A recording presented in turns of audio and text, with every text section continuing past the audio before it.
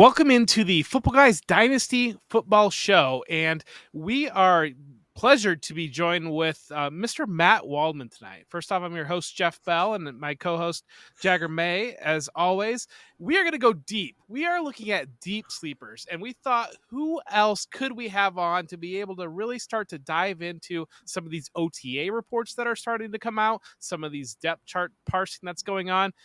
Matt is the perfect guest for that. And Matt, thank you so much for being here. Welcome in. And what do you got to say?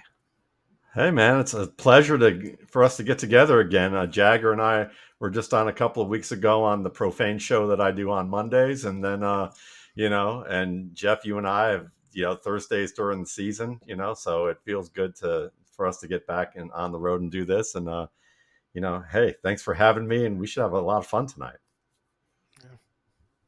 Yeah, that's the hope. And maybe you want to start us off. Do you have who's your top deep sleeper? Maybe they got some eyes on right now that you're hearing some positive reports about.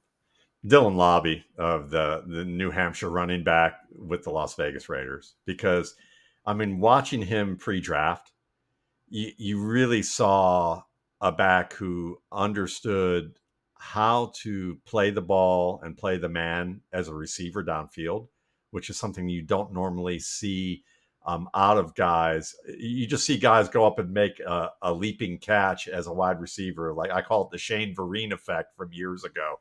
And people get nuts about that. But that only happens like maybe about once a month, and they don't usually catch it. So what you see from Laube is not just a really good receiver who understands how to play the position against man-to-man coverage, but he's also a skilled runner who looks like he can add a little bit more weight.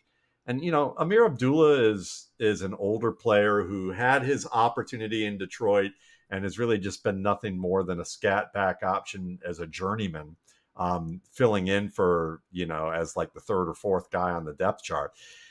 And Zamir White, look, he's powerful.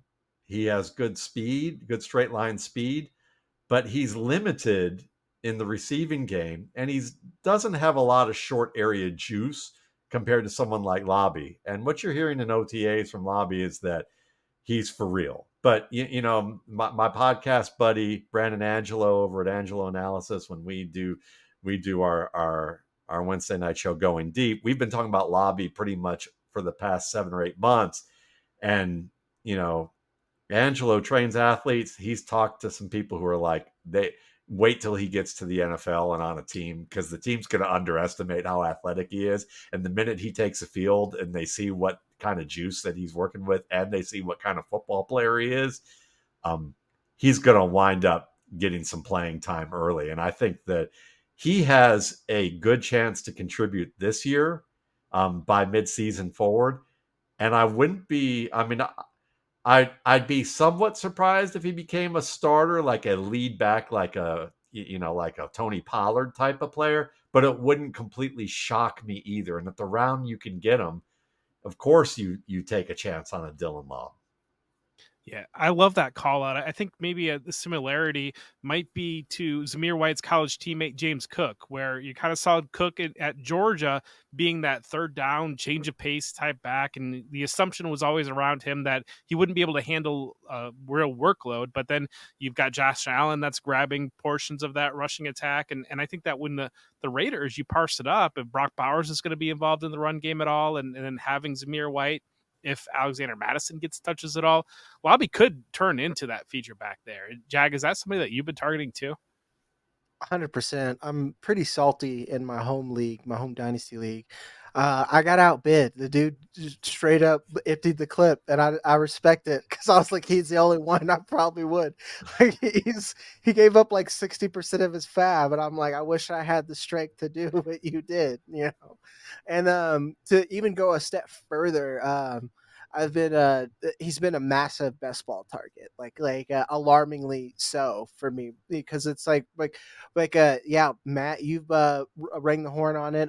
Another analyst did an interview with him, and a lot of guys that are like especially like you, Matt Waldman, like my what I call like my low key crew, where like you guys aren't talking about like the top 50 guys. Like I love Matt Miller, I love DJ and Bucky as much as everyone, but like I know enough about like the top 100.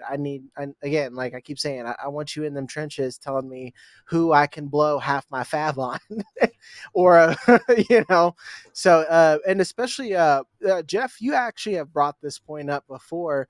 When you think about it, someone who has a clear role right away. Like Amir Abdullah has had every chance to be somebody, every chance, and we've seen it. He is at best a depth guy. If Amir Abdullah is out there, the Raiders are down bad. Let's put it that way. And he does everything that Zamir White lacks, just like Matt was just saying. And I definitely see him being a third down candidate, especially if he learns how to pass block. Whoa, buddy, we got ourselves a guy that does everything that we love in fantasy. Yeah, Josh McDaniels is gone, but it's almost remnants of that Patriots backfield that had very, very dedicated roles for the power back and then the receiving back as well. But before we move on, please take a moment to like this video and subscribe to the new Football Guys Dynasty Football channel. Comment below with questions, maybe recent trades or deep sleepers that you've got your eyes on as well. Yeah, and make sure to go to footballguys.com/plans. We're actually going to be doing a sale pretty soon, so make sure to look out for that. And then you can get exclusive content from our guys like Matt Waldman and Jeff Bell. I'll eventually write, but I'm too pretty to do that. I prefer to be on the camera. And it is best ball season, so make sure to go check all of that content out. We have James Brimacombe and Dave Kluge hitting that pretty hard. All right, Jag, this is your opportunity now. Who is your deep sleeper that you've got an eyes on? Mine is actually, after doing a show with Matt, I've done my homework, and it's Blake Watson. Another guy I'm getting is it's Blake and it's Cease brought him up again, and I'm like, okay, two of our old crusty wizards who know things have said the same thing. I'm like, let's go, like look a little further, and then all the OTAs were saying the same thing. Then I looked at my own film, and then Matt, you've just been dropping content on Twitter nonstop, so I looked at it, and the kid's for real. And I genuinely think Sean Payton, like you said, if they tell you who they are, believe them. Sean Payton didn't want anything from that last regime. Javonte Williams isn't anything that really scares me to be a feature back or anything like that. And I definitely think Blake Watson is going to get touches.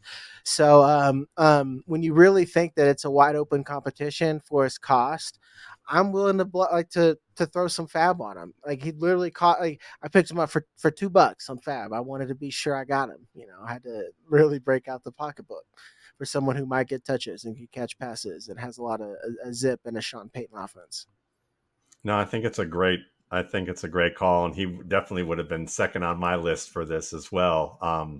And considering that, look, I mean, you got a young crusty guy and an old crusty guy, basically. Totten Watson. The thing about Watson that's awesome is, hey, if we're going to compare him and contrast him to Dylan Laube, is that Watson's a little faster in terms of long speed. He's at that high 4.3 range. He has the bet between him, Will Shipley, and Laube, who I think are really very close to even and in that same range of type of player. Shipley's probably the best downfield pass catcher. Laube's probably the best at positioning. And Will's probably a better route runner overall. But Watson has the best pure hands of the three. And then in addition to that, he does run pretty rugged for his size. And you're probably not looking at him being a 250 carry runner ever in his career.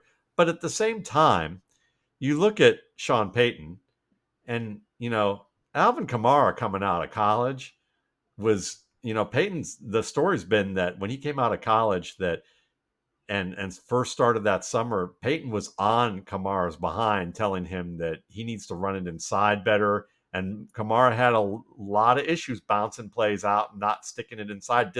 and Sean Payton thought he ran scared, that and he didn't like him.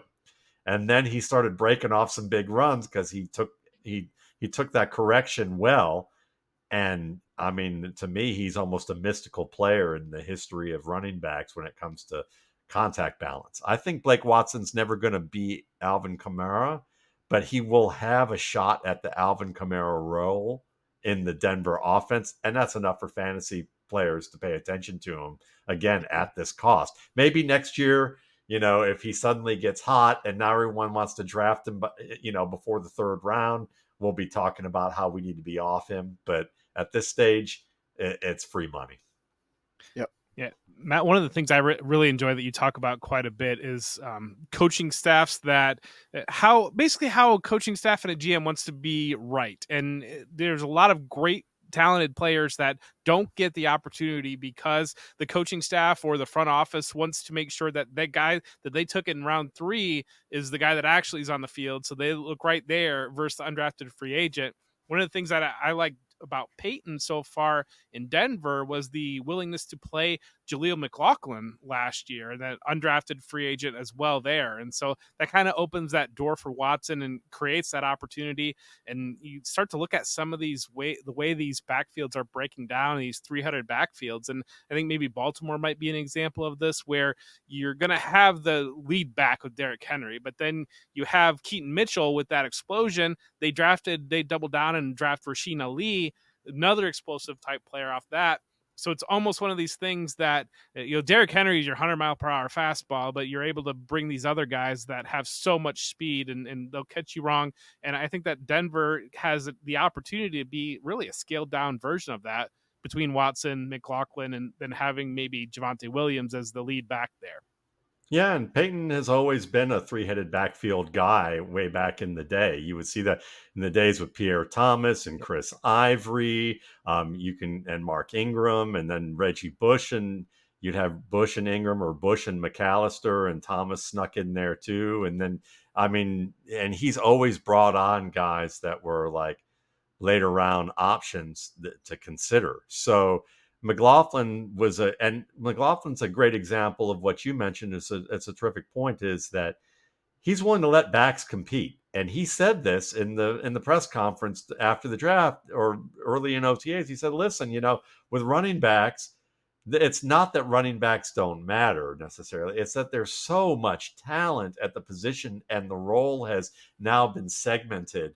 So it's like all an ensemble. It's, every backfield's an ensemble cast as opposed to a leading role. And so you have all these talented ensemble players, and they're like, why am I going to stress about the fact that the dude's an undrafted free agent if I know he can play? Let's compete and see what can happen at this position, especially because these guys get banged up and slow down pretty quickly, in the league. So McLaughlin, if they were open to McLaughlin, who I really liked as well, then they're definitely open to Watson. And Estime doesn't seem like the kind of back that is a Sean Payton back, other than maybe, he seems like he could be the Mark Ingram role for sure, if you want to put him in that. And maybe that'll succeed Javonte Williams.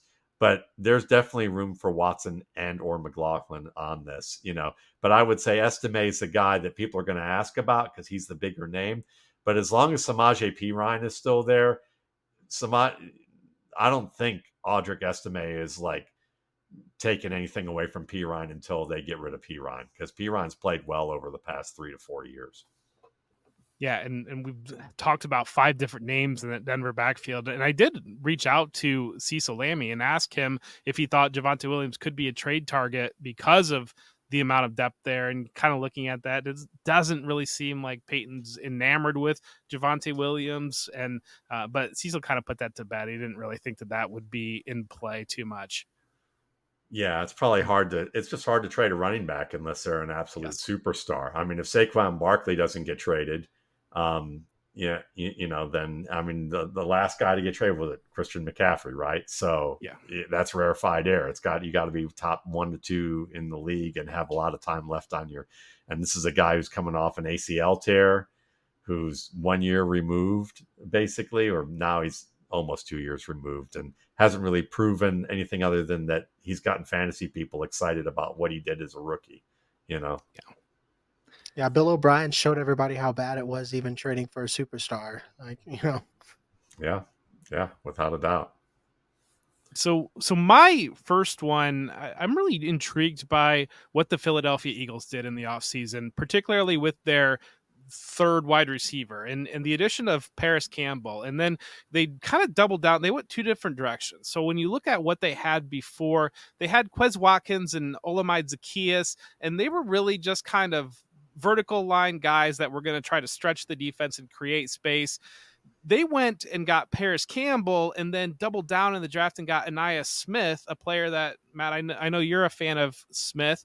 And then they went the opposite direction. They did have Devontae Parker before he retired, but grabbing Johnny Wilson. And so when I'm looking at what they're potentially doing, we know their top pieces, especially with the addition of Saquon Barkley, having Devonta Smith, having A.J. Brown, having Dallas Goedert. We know where they're married there, but they kind of have that extra position that's kind of hanging out there. And instead of just having a vertical line guy that maybe catches 3 touchdowns or so, Campbell has been drawing a lot of drumbeat, and as is, it seems like annual tradition of Parris Campbell drawing drumbeat when it comes to OTAs and off-season work. But that's just a different profile from what they've had, a player that can create after the catch that they can use in different areas there. And Ainias Smith, long-term profiles to that as well. And we've seen in college, Ainias Smith was able to win vertically, and also a former running back can create with the ball in his hands. I just think it's fascinating what they've done as a whole, but Parris Campbell might be maybe the immediate stash, but both Johnny Wilson as kind of that big slot, extra tight end, wide receiver type body that can play off of Goddard, and then having Ainias Smith long term as that creative player that can potentially see some snaps out of the backfield. And I'm just curious, like, where your thoughts, Matt, on just really kind of a major departure from what they've traditionally used in that third wide receiver role. Yeah, I mean, I kind of see Ainias Smith as kind of just a souped up version of Olamide Zaccheaus, in terms of he could be, or what Zaccheaus should have earned, but no one wanted to give him that opportunity to really be it. Smith is, to me, kind of I'll just give a good example. I'm doing projections, set up for my rankings that I'll have out probably by this time next week. They'll be done, and with commentary at Football Guys. But I have Smith right now just projected for the fun of it because it's June. We'll see how it develops. But I'm predicting that this Campbell thing is like every year. Nick Whalen, who's going to say, pulls his hair out as a Wisconsin fan who looks at these Ohio State guys and says, "Come on now, let's stop the Parris Campbell talk annually." But I could see how Campbell, if he can stay healthy and he's in an offense where he said they're using me the way that they should use me. Like they understand how to use me. So he's excited about that. Well, I would say in an offense where you're going to expect 150 targets for Brown and 120 to 130 for Devonta Smith, and we can't forget about Barkley and Goddard, that still means that Parris Campbell, we're talking probably 45 to 60 targets at best, But if somebody gets hurt, you want the third man up in this offense, and he's very good after the catch. He's got the speed. So I understand the buy late in the game, but I think Smith is another guy to look at in that range too, because the touches you're going to get out of the backfield if he has a good camp. If they like what he did at camp, Kenneth Gainwell is like a nice receiver out of the backfield, but he doesn't have much juice as in terms of acceleration, because this was a guy that when you watch coming out of Memphis, everyone really was excited about the possibilities. But the idea was if he adds some weight and maintains that muscle and adds more muscle and really gets explosive with more quick twitch muscle, he could really be something. Well, he didn't add the weight and he didn't develop any quick twitch muscle in addition to what he had. And you're just like, this isn't the Tiki Barber track from years ago where Barber was like 185, 190-pound returner. And then suddenly late in his career, after he cured himself of the fumbles, that he became a perennial all-pro back. So Ainias Smith, though, has that juice.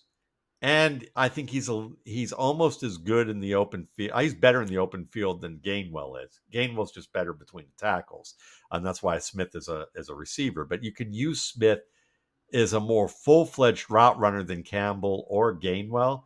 So in projections land, I have him at about 35 carries this year. Like I'm thinking, like if I were the Eagles, I don't think it's going to really. By August, I'll probably have pared that down to like 5. But like I'm going to say, 35 carries for, out of a 17 game season for 190 yards, 2 touchdowns. I think they could have a role for him like that. Take a little pressure off of Hurts. People keen on Barkley, Hurts, and then you throw that little bit in there with Smith.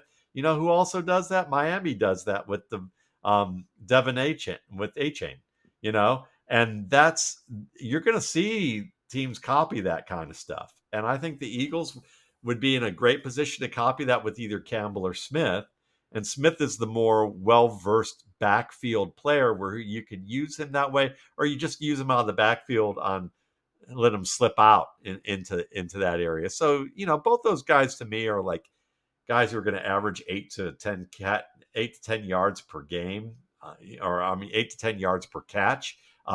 So they're not like big play players in the terms of the role you're going to see. Every once in a while, maybe you'll see once a year, you're going to see Parris Campbell get a 60-yard touchdown, and you'll go, hey, yeah, that was great. And then put him back in the box for those, 6 and 9 and 2 and 11-yard gains that are going to come, every other game. So it's worth a shot. I would just say that you're likely looking at either one. You're right that Smith is probably the better long-term piece. And then with Johnny Wilson, I like what you're saying about him in the slot. That could be nice too. He's got to stay healthy. That's something that he's had trouble with at Arizona State, and and if he can stay healthy, he's got the bend, he's got the athletic ability to become a decent route runner on the inside or the outside, and be a ball winner at that. So yeah, I mean it's an interesting core for sure.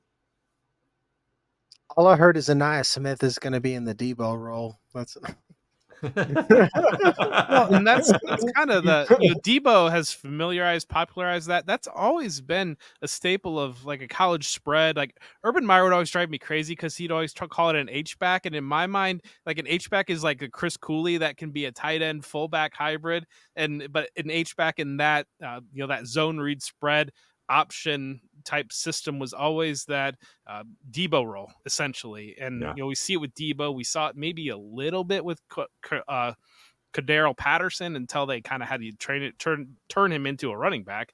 But I think that's just always been a staple and maybe an answer to some of the needing more options in the run game and potential opportunities to create touches.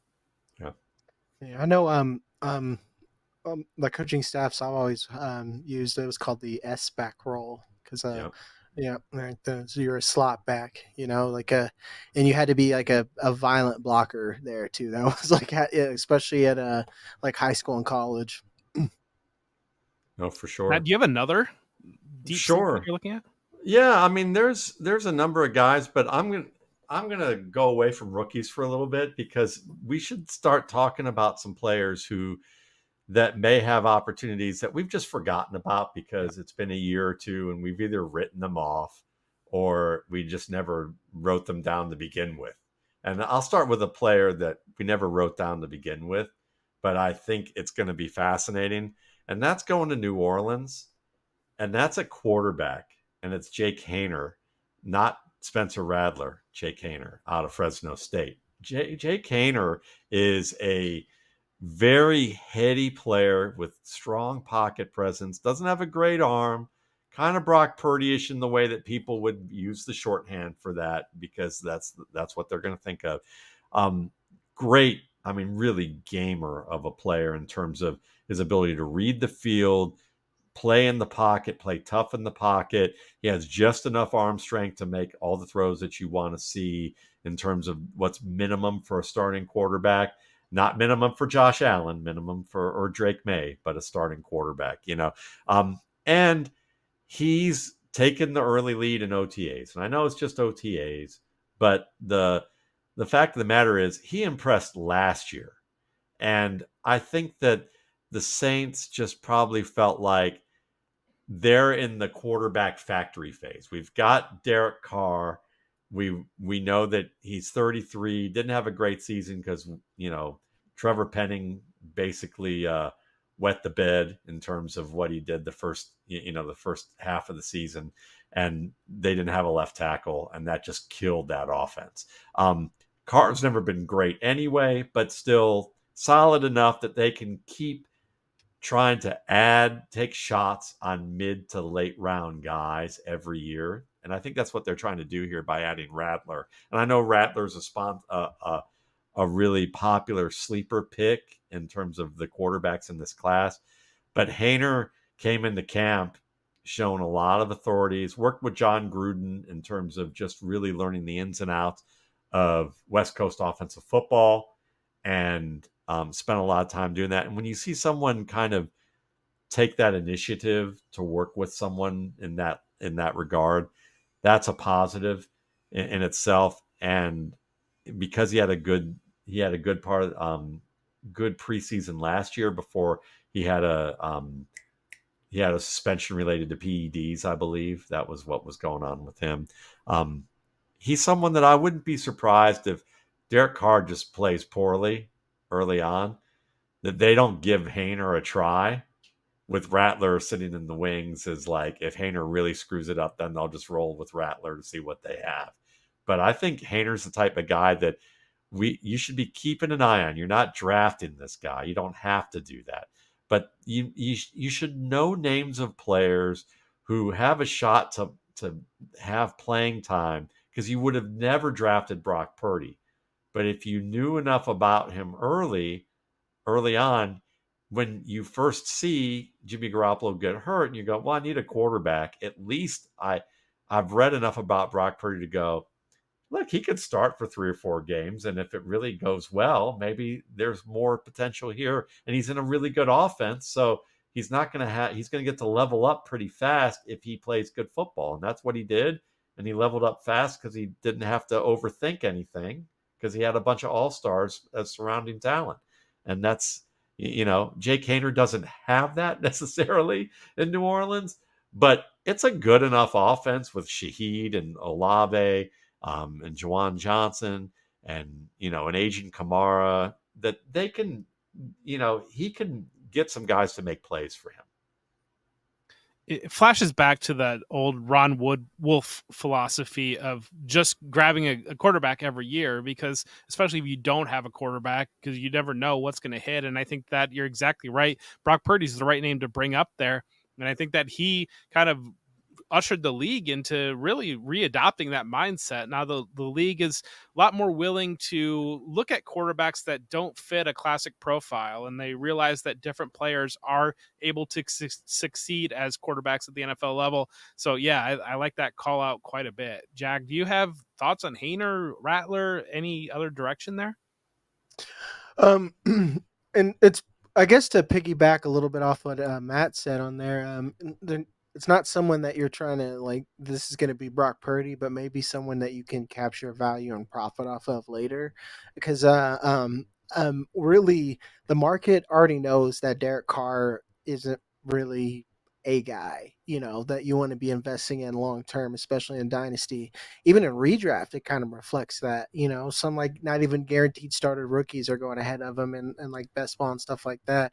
So it doesn't make sense that that you wouldn't be paying attention to at least like Jake Haener, as well as Spencer Rattler, and like you said, Spencer Rattler, there are people out there that are bullish on him and kind of holding a lot of value on him. So Jake Haener costs nothing. And especially when, depending on how you use your taxi squads and people that you probably should just move on from because they're retired or something, you got to put someone in that roster spot. So even if you have him, especially if you're in Superflex, to me, he should be rostered already. Yeah, that's a good call out. Yeah, Jagger, how about you? Do you got another one that you would like to share? Mine's Wan'Dale Robinson, because it's kind of like same but different. This is a guy that people really liked early on. He's kind of like he was like the new Elijah Moore there for a little bit, but unlike Elijah Moore, it's that he's a giant. It's just hard to succeed. And I know that we dislike Daniel Jones, but I think he's at least competent enough to give it to receivers like Malik Neighbors and Wan'Dale Robinson. And Malik Neighbors, we've seen him stretch defenses. Wan'Dale Robinson's a perfect complement that can go underneath. And to me, on that roster, I think he is the most skilled wide receiver. I know a lot of people are some Jalen Hyatt truthers, but man, that is some high school, college air raid cologne in college. And it's he's not someone that like he might be an NFL useful for again stretching a defense or like keeping a safety honest, but for fantasy he's not someone that we want. Wan'Dale Robinson can earn targets on his own, so he's someone I've been quietly trying to get as like a throw in. Like if I'm doing a trade and they have Wan'Dale Robinson, I'm like, oh, I won't do it unless you give me Wan'Dale, and they don't care, so they're gonna give me it, and that's someone that I can stash on my bench. No, I like that. I like that idea. And when you take a look at what they do have, I mean, to your point, I mean, Malik Neighbors, to me, I mean, just to get on Jeff's bad side once again, from our ongoing thing, is that the idea to me that Marvin Harrison Jr. is a first round pick in redraft leagues on underdog just blows my mind. I don't see that. I see him as a 900-yard receiver this year. I think that's very good for a rookie wide receiver, but I'm not selling the farm to get Marvin Harrison this year, because I think Marvin Harrison is going to be the straw that gets Kyler Murray out of town. Honestly, because I'm not a Kyler Murray fan. I don't think he plays well in the pocket. I think he takes too much time. I don't think he understands how to play with timing on the level that he should. And I think that Harrison needs a guy who can play with a little bit more timing. I may not be a big Daniel Jones fan, but I think Malik Neighbors is more equipped to be that guy who will be worth a first round pick. I'm not taking any rookie receiver in the first round in redraft. I'll let everybody else pay for him. But if there's a guy I think that can get 1,000 yards and close to 10 touchdowns this year, it's Neighbors. And I think he's showing it in OTAs already that he's clearly the best guy on this team. But because he can stretch the field, run every route that you want to have, and then you still have, Hyatt stretching the field. You have Slayton, who got a new contract, and he's going to play in that Kenny Galladay role probably a little bit, or, play a little bit inside, outside. Robinson's that, both Robinsons are there, but Allen Robinson is still a guy that probably can get you 30 to 40 targets, and occupy from that standpoint. So, and really their tight ends are like other, Theo Johnson eventually, if he can learn how to win against man coverage, might be more than 2 yards in a cloud of dust play action receiving threat.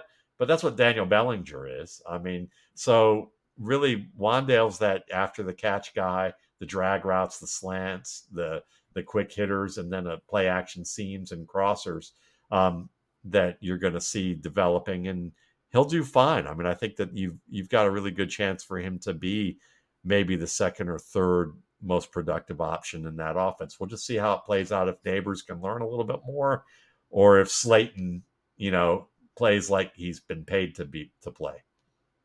Yep. I think the Marvin Harrison Jr. might be a Thursday at 10:30 type conversation that we might have to have a little running wager on this fall or something. I think we do. Mm-hmm. So I like that. I do have a spotlight coming out. Jason Wood runs the great player spotlight series for football guys, and I wrote a Marvin Harrison Jr. spotlight that will be hitting the site. So I'm a little bit more bullish than you are, but I'm a big believer in the receiver room as a basketball team, and I think that when you look at what the Giants were running out there, it's almost like when you flash back to the first era of LeBron James in Cleveland, when Mo Williams was an all-star and Anderson, Varejao, Drew Gooden, and all these players looked like they were NBA starters because they were playing with LeBron James. Well, you pull LeBron James out of that lineup, and it's the worst team in the league. And these players just look absolutely clueless there. And I think that last year with that Giants receiver room, they just didn't have anybody that could draw any sort of gravity or really be that. If you kind of use going with that analogy of a basketball team, that guy that can be out there and score 35 points on a night that allows role players to kind of really succeed in their roles. And now putting Neighbors in there, who I do believe can be that type of player, creates those opportunities for other players, raises the tide. I think so often we instinctually see, well, Neighbors is there, he's going to get all the targets and delete every other target because that can't work. But it's really the opposite effect. That's just not how football works. You create efficiency, you create opportunity for your teammates, the offense gets better, and everybody is able to do their job that they excel at. And I think Wan'Dale Robinson is the type of player that can do a one job and very, very well. So I think that that's a really good call out there. I'm going to stick kind of in receiver rooms, and I'm even going to stick in the NFC East. I think that the way that Dallas's third receiver role is really, really intriguing to me because we know obviously CeeDee Lamb is going to have his share of targets, and Brandon Cooks is going to be involved, and Jake Ferguson's had some involvement, but it's shaking down kind of in maybe three different directions where Jalen Tolbert had a little bit of an early steam as kind of that, I think, year 3 now for Tolbert as kind of that player that could step into there. They drafted Ryan Flournoy as a player that I like quite a bit, but it does seem like Jalen Brooks has really gathered a lot of steam of late and might be the kind of the odds-on favorite for that. I think when you look at Dallas, knowing the money that needs to be allocated to Dak Prescott, to Micah Parsons, to CeeDee Lamb, they really need one of those players to step up and really kind of go into that role. If Brandon Cooks were to miss time or his game falls off even more, there's a lot of opportunity that I don't know that it's really being captured in the fantasy community for that third Dallas role that really could be that second Dallas role. And Brooks is an interesting player. I think when you look at the whole room, I think that he's a little bit more creative with the ball in his hands than maybe some of those other options, or really just about anybody outside of Lamb in that room. But he's also able to win downfield. He can be a little bit more of a physical receiver. So I'm curious, do you, Matt, like, Jalen Brooks, is that a player that you like, or do you have a direction, a lean in that room of one way or the other? I know Flournoy was a player that I liked quite a bit in the process, but he doesn't seem to have quite as much steam as maybe some of the other options. Yeah, I mean, I think Flournoy probably has a little bit more to do in terms of development. He's probably on that Tolbert track, like where Tolbert was as a rookie. What I would ask for you guys is, because from what I remember seeing of Brooks at South Carolina, was he was more of a slot receiver type for me, who you get in open space. So I love how you framed it as, if Cooks gets hurt, then he could probably have more of that Cooks role, because you see Cooks enough in the slot that he gets some of those he may not get the PFF percentage that people like, but the money targets in the middle of the field when they need to throw in the middle of the field, they have Cooks running those routes, breaking over the middle. Or Lamb, it's one of those two guys. So for me, Brooks, the question I'd ask you guys is, do you think this is someone that has the potential to be an outside receiver? Because I saw a slower kind of zone receiver who got yardage, and whereas I thought he was a smart runner. I thought Kevontae Turpin was probably the most dynamic of the runners, but Brooks was probably the smartest about getting downfield and staying downfield. Just didn't quite maybe have the juice that Turpin does, but has shown the ability to work open and be reliable. And he showed that last year, because they like playing him a lot for those reasons.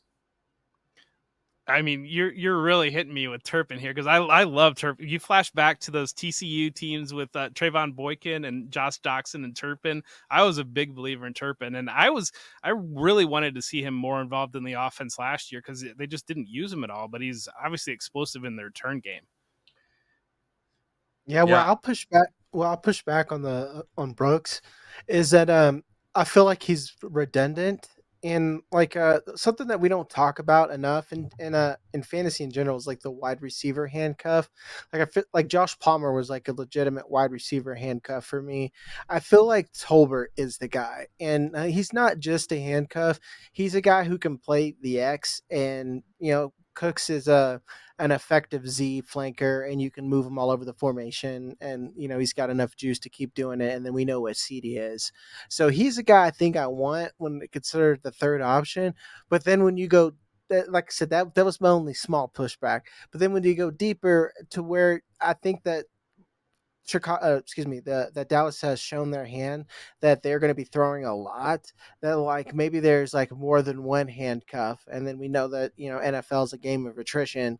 So if something happens to Tolbert, Cooks, or CeeDee Lamb, that Jalen Brooks could be someone who could be someone, especially when you see how the Texans utilize Noah Brown, where like you can almost calculate when someone's out, they kind of shifted their offense and got them in a great position. Jalen Brooks could be that guy. If not this year, then next year. Let's say if Tolbert doesn't take that next step forward, he's worth a, especially if you got free taxi spot.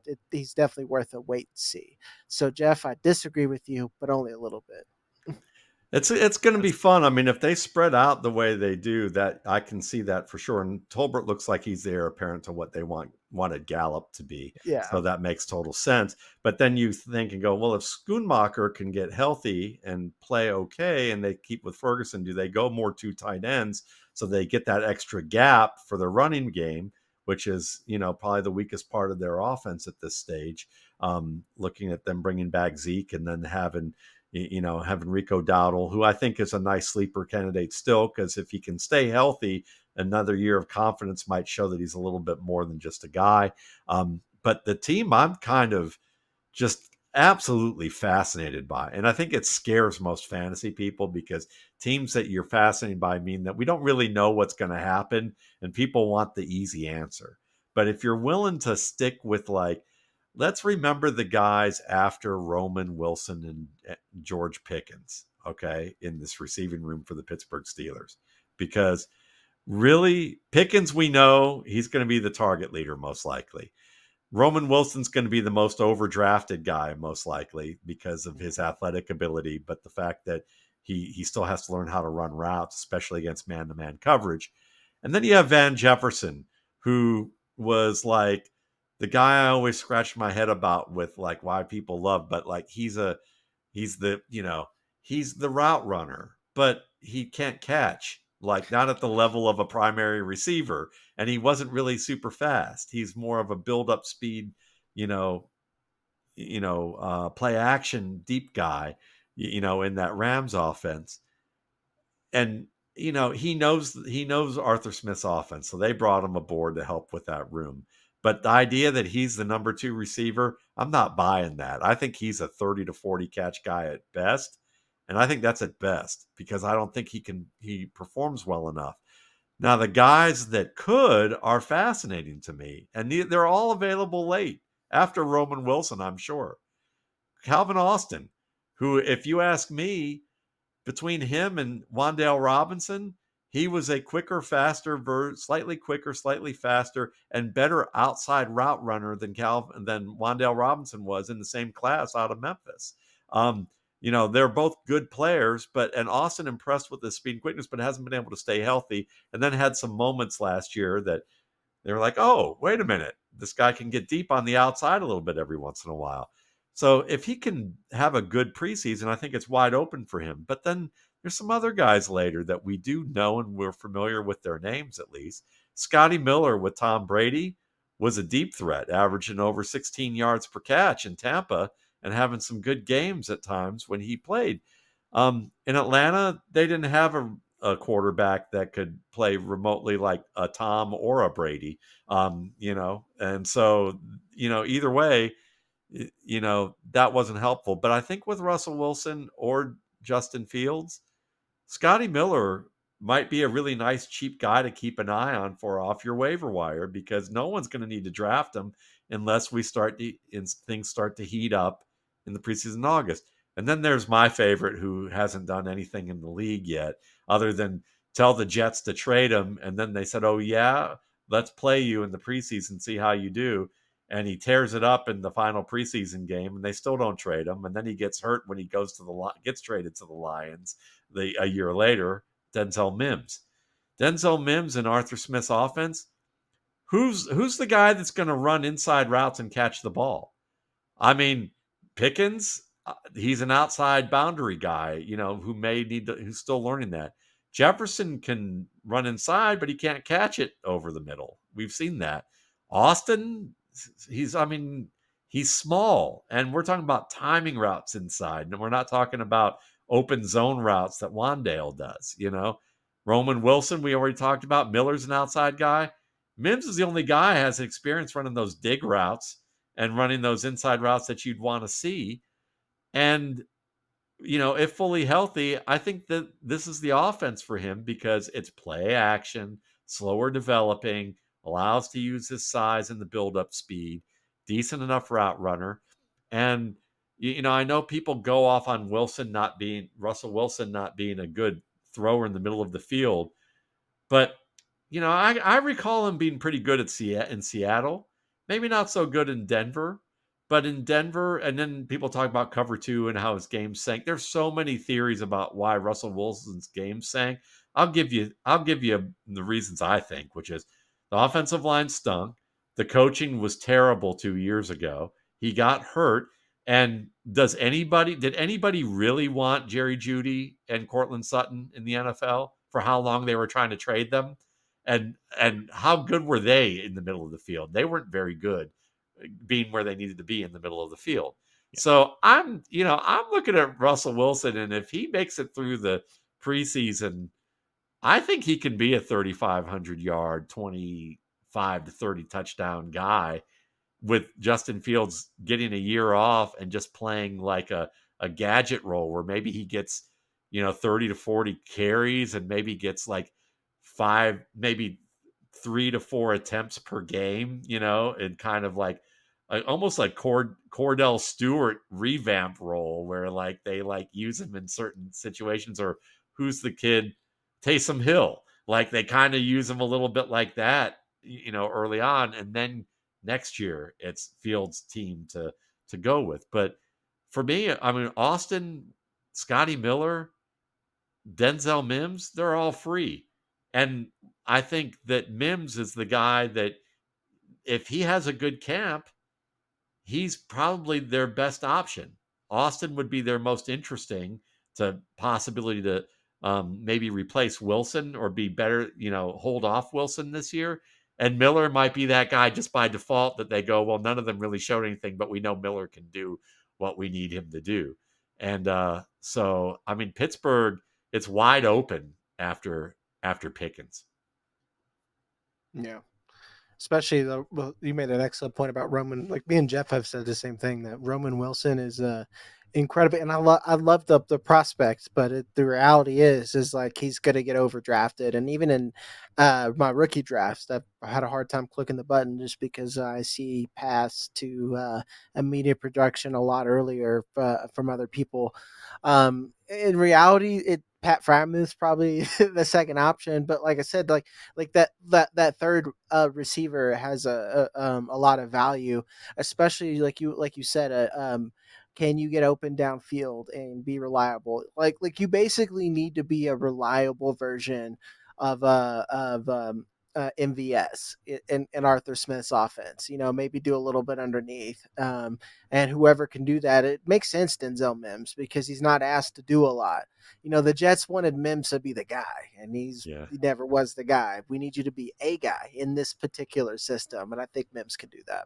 Yeah, and with Mims, he got off to a rough start. I mean, he had some, the big thing that happened to him is he looked pretty good year one, and then heading into camp with a new regime who didn't care one iota that he was their first round pick, he got food poisoning and literally lost 25 pounds before OTAs and had to regain that weight. So he was well behind the curve, and never got back, So that was part of the frustration with all that. But yeah, those guys are definitely a fascinating group, Jeff. Anyone of those guys that you like? I mean, I'm kind of with Jag there with Freiermuth. I was really kind of off Freiermuth, but I'm a lot more now because I think that he's got a pretty clear path of being a top 2 receiver in that offense. I know that Arthur Smith is a sorry Joe when it comes to the fantasy community, but his usage of personnel is very, very creative, and I think that the Steelers are very interesting in the different looks that they can run out there. And so I think you're exactly right in different players getting opportunities, which makes us pull our hair out because we can't actually use any of them.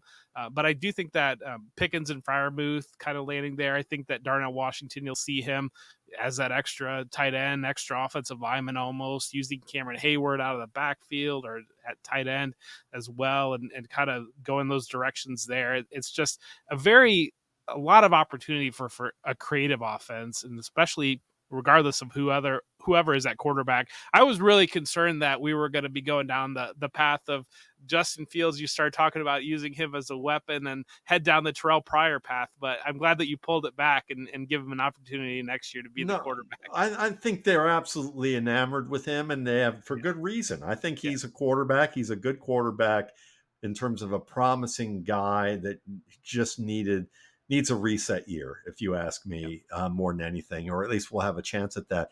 And when you look at this team, I mean, Arthur Smith last year, I mean, listen, I'm down here in Atlanta, and when you watch the Falcons last year, really, my bet would be that Arthur Smith knew he had to fall on the sword for this team, because all the complaints about, well, they're not using Kyle Pitts, they're not using Drake London to their best of their ability. That's because they didn't have a quarterback that could get them the ball. And Arthur Smith couldn't say, all right, let's run a certain type of route tree and certain types of plays where the quarterback's going to find second, third, fourth, fifth options and have multiple windows. He had to simplify things for Ritter, or else Ritter was probably going to throw 40 interceptions. I mean, I'm exaggerating a bit, but that's what his fear was. And he had to make it simple for Ritter, and that punished everybody else who was capable of much more. And he had to take that, and he's probably ate him alive that, like any offensive coordinator who gets hired to be a head coach and then their offense is failing, he's probably hating life. So this is going to be a redemption year for Arthur Smith, I think. And he has 2 good enough quarterbacks to be able to make it happen regardless. Even if Fields gets thrusted in there, Fields with the Steelers is going to, I think that there's enough there. I'm just going to be fascinated if he's a little more creative too. Where are we going to see? Because we often hear people say, well, he likes to do this. And then when we watch them play, suddenly they're doing something different. And there's still a lot of guys who play outside roles there. So Jagger, I mean, how about you? Is there anybody else you're high on in terms of as a good sleeper, past or present in terms of rookie? Or One more thing on the Steelers. Arthur Smith's biggest sin was believing in a system that a system could save Desmond Ritter. That was his sin, if you really think about it. But anyway, my last guy before we end it is just Tank Bigsby. I think we were really disappointed in him, and he got some fumbleitis, and that's something that that stinks. That leaves a real stank in our minds. But can you really trust Doug Peterson? Not really, but they eventually do need to start getting another running back involved. And I still think Tank Bigsby is a prospect that is worth rostering. Even in best ball, I'm making sure to grab a couple of shares of him because, especially in the red zone or whatnot, they can actually utilize him and not run Travis Etienne into the dirt before they can sign his 5th-year option. Cool. Yeah, I'll add a couple just before we cap it and not say much about them. But Malik Washington, the Dolphins, the Dolphins aren't drafting tight ends of the future. They're not trying to look for George Kittle. They're actually looking for a third receiver. That's why they took Eric Ezukanma a couple years ago, and I think that's why they ended up rolling with Malik Washington, and who Mike McDaniel said they wanted to wait a couple of. He wanted to draft a couple of rounds earlier than they actually took him. And I'm going to stay with Keontae Ingram. I still believe in Keontae Ingram as a player. Really? Yeah. I really do. I think that he is a Kareem Hunt style of football player.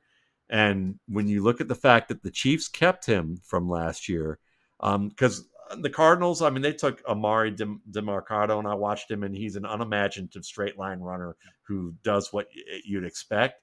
And it works well in that offense because it's a gap style offense. With Keontae Ingram, you can do a little bit of everything, but he didn't get a lot of opportunities there. And when he did, they weren't especially strong, but he's a very good receiver. And when you look at Clyde Edwards-Helaire, this is what his final year. You know, Deneric Prince is a speedster, but not unbelievably imaginative. I think if Isaiah Pacheco goes down, Keontae Ingram has a shot to take this role and run with it and be like that waiver wire savior for the 2024 season. And if he has a really strong year, he could be, people might remember why he was a 5-star prospect. And the only reason he left Texas because there was another 5-star prospect in Bijan Robinson who ended up taking it and running with it when Ingram got hurt. Yeah, I think I got a couple more names. You know, it wouldn't be a Matt Waldman show if we didn't mention Trey Sermon, and it seems like Trey Sermon has really grabbing the opportunity in Indianapolis to be that backup running back. And we saw that Colts offense, you know, really resurrect Zach Moss from everybody ready to write him off. If Trey Sermon is maybe in that type of role or the backup to Jonathan Taylor, that I think is really kind of, I've been targeting the Colts offense pretty hard in terms of, I think Shane Steichen is a very innovative and smart offensive mind. I think Anthony Richardson has the potential and talent to really create an offense that is a rising tide raises all ships type scenario, and especially if you get a healthy Taylor. But having that plug-in backup running back there, given the lack of cost of the available options, I think is interesting. New York Giants, it seems like Devin Singletary has got all the talk of being the starting running back there. Eric Gray has, like, you know, that there was a lot of talk on Tyrone Tracy once he was drafted, but Gray seems to be the bet right now in camp to be the backup running back there. Two other kind of rookies that I'm a little bit surprised of there's just no buzz about, it seems like. Jawar Jordan with Houston. Joe Mixon had some really good things to say about Jordan as potentially picking up the playbook faster than Mixon was. We know that they don't love Dameon Pierce in that offensive scheme, and so that might be an opportunity for a really the player they drafted and under the radar name to grab him for free.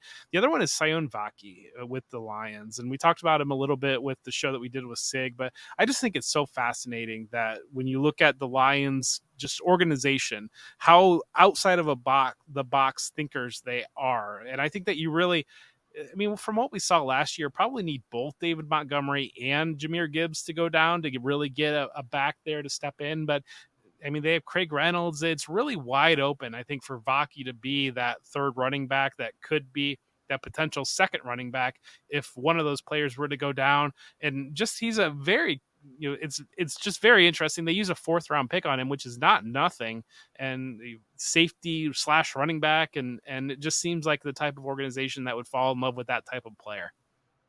Nice. Well, that's all I've got. If you guys got other names, feel free to throw them out. Otherwise, Matt, I mean, the platform is yours. The RSP is fantastic, and make sure to check that out for all of your dynasty rookie, just your rookie. Just if you love football, get the rookie scouting portfolio. It's one of the very, very best documents in football in general. But Matt, do you have anything else? And please tell everybody where to find you. I appreciate it. You can find me at Football Guys. I'll be writing the gut check again for since 2003. I've been doing this, so you'll see it again in the first one will be June 20th. Might be out a little earlier. We'll see. I'll have rankings up as well early next week. My dynasty rankings and projection service for the RSP. I do full dynasty rankings. I project every player that I think is going to be on the active roster for every team. I've got 3 more teams to do before I'm done with that, and I'll be putting that out probably early next week, the first update. So you can find that at mattwaldman.com. And yeah, the RSP pre-draft, post-draft, great for waivers, your rookie drafts. You can get it there at mattwaldman.com. And, And Justin Strong, I'm going to end that. Justin Strong, Indianapolis. Him and Tyler Goodson are two guys I'm keeping an eye on because I like Goodson, and he's got the most juice of the backups, and he can really catch. Strong's interesting too, so I want to see if Strong makes the team. So keep an eye on them because I know there's some Evan Hull fans out there too, who's a good all-around player.